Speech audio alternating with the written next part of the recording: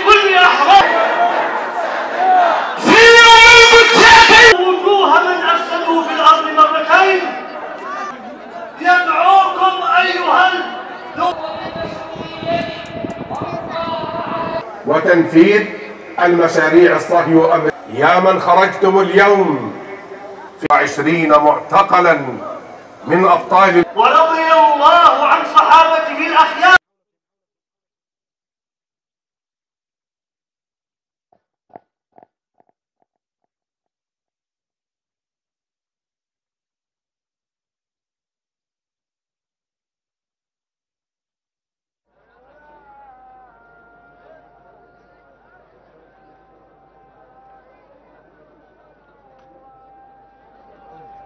الأخوة الذي حول السلالم حق السماعة كتب الله أجرهم. ابعدوا عنها تماما، ابعدوا عنها تماما، لأنه تسقط السماعات فوق الناس.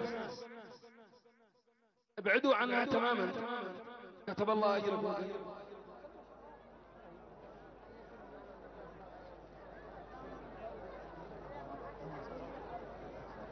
قولوا معي وبصوت مدوي.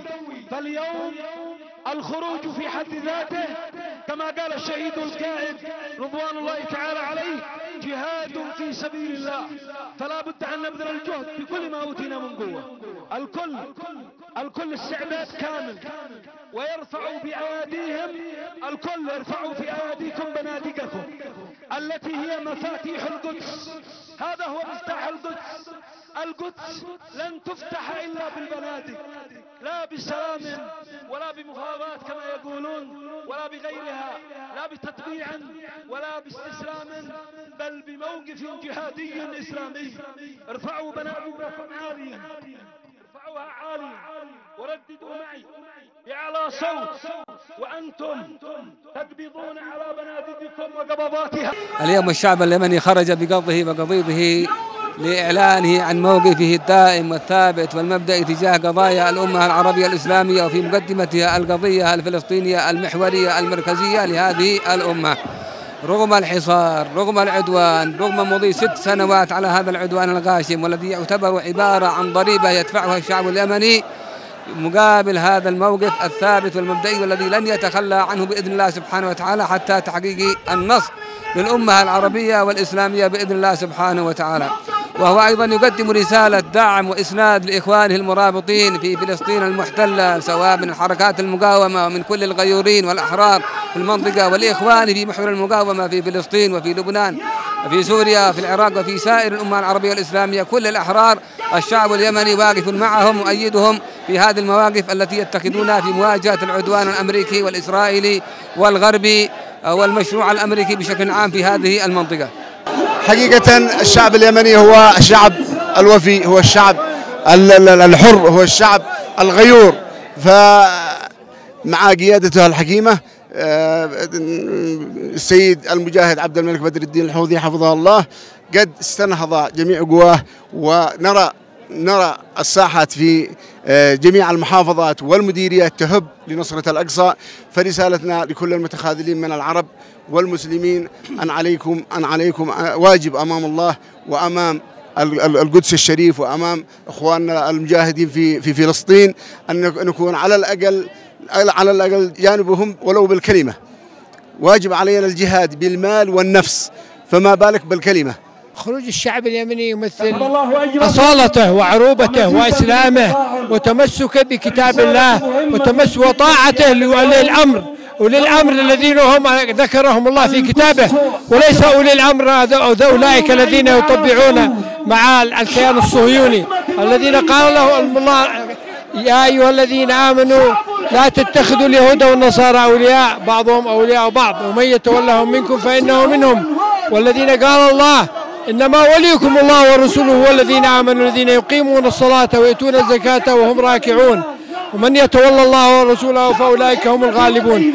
الآن الشعب اليمني والشعب اللبناني والشعب الإيراني والشعب العراقي والشعوب المقاومة تخرج لأنها تعرف أن هذه قضية الإسلام هي القضية العربية الإسلامية الأولى، وهي التي لن يتم المجد للأمة الإسلامية إلا بتحرير أولا تحرير القدس، تحرير الحرمين الشريفين، من نجس هؤلاء الأعراب، ثم تحرير القدس من الصهيونية العالمية التي تهيمن على العالم.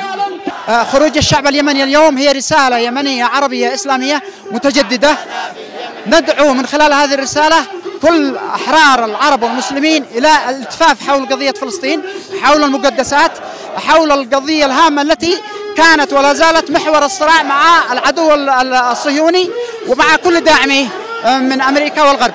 وبالتالي هي رسالة شعب ورسالة مجتمع في كل الساحات، ما يقارب من 50 ساحة اليوم خرجوا ليعطوا رسالة واحدة، أننا في الصف العربي، في الصف الإسلامي، في الصف المناهض للتطبيع، المناهض لكل المشاريع الساعية لانسلاخ هذه الأمة من هويتها العربية الإسلامية. اليوم يخرج الشعب اليمني في هذه الظروف الصعبة، ظروف العدوان والحصار، ليؤكد على مبدئية موقفه تجاه قضية فلسطين، وأنها القضية الأولى والمركزية بالنسبة له، حتى لو حصل عليه هذا العدوان وأكبر من هذا العدوان لا يمكن أن يصرفه عن هذه القضية. اليوم أيضا يخرج اليمنيون ليس في هذه الساحة بل في أكثر من 40 ساحة ليعبر على أن قضية فلسطين حاضرة في ذهنه، بل إنه سيتحرك بإذن الله تعالى ليحرر المسجد الأقصى وليحرر فلسطين من دنس الغزاة بإذن الله تعالى. وكما واجه العدوان هنا واستطاع أن يهزم هذا العدوان وهذا التحالف بإذن الله تعالى، سيتحرك يوما من الأيام ليكون في موقف المواجهة مع العدو الإسرائيلي، وتتحرر فلسطين على أيديهم بإذن الله تعالى وعلى أيدي جميع الأحرار في هذه الشعوب العربية الإسلامية. الشعب اليمني هو يخرج في هذه المناسبات وفي غيرها فيما يخص القضية الفلسطينية لإيمانه الكامل بأهميتها وبمركزيتها، وأنها قضية دينية في الدرجة الأساسية والرئيسية. نوجه رسائل عدة من خلال خروجنا في هذه المظاهرة. الأولى للعدو الإسرائيلي أننا لن نترك فلسطين ولن نترك الأقصى ولن نترك حتى ذرة تراب واحدة تحت الاحتلال، سواء الإسرائيلي أو الأمريكي أو ما كان يكون. والرسالة الثانية للمطبعين نقول لهم أنهم لا يمثلون إلا أنفسهم، أما الشعوب فهي تعرف من عدوها ومن صديقها. والرسالة الثالثة لإخوتنا الفلسطينيين أنكم لستم وحدكم في هذا الميدان، وأننا معكم يدا بيد وكتفا بكتف، كما قال السيد القائد عبد الملك بدر الدين الحوثي رضوان الله عليه. يعني الشعب اليمني اليوم يوجه رسالتين هامتين. الرسالة الأولى يوجهها لفلسطين، يعني صاحبة هذه المناسبة، بأن الشعب اليمني رغم ما يتعرض له من عدوان ومن حصار إلا أنه يأبى أن يخرج في كل المناسبات التي يعني تؤكد على القضية الفلسطينية وعلى مظلوميتها. الرسالة الثانية يعني هي بصقة في وجه كل الأنظمة المطبعة التي تتهافت على الارتماء في الحضن الصهيوني، بأن كل أفاعيلهم هذه وإن كانوا يظنوا أنها ستكون الحافظة لعروشهم، فإنها ستتحول إلى هباء، وفي النهاية سيكون النصر هو للشعوب، لكل الشعوب. الشعب اليمني اليوم يعني هو يقف نموذجا هائل للشعوب العربية والإسلامية التي يخرج بعضها اليوم في إحياء هذه المناسبة، مناسبة يوم القدس العالمي. نحن لا نوجه رسالة وإنما إنذار لأمريكا وإسرائيل، ونقول لهم بأن هذه المسيرات ليست تلك القمم التي كان يعقدها الزعماء الخونة، وإنما نحن بهذه المسيرات نسير إلى القدس بإذن الله. وعلى أمريكا وإسرائيل أن تعد نفسها وأن تحسب من اليوم إنه الحد التنازلي لسقوط أمريكا وإسرائيل. رسالتنا إلى العدوان بأننا صامتون وثابتون، وأن تحرير القدس قادم وقريب بإذن الله وسيكون من هنا. والله خروج مشرف وعظيم بهذا القدر، خروج ملاييني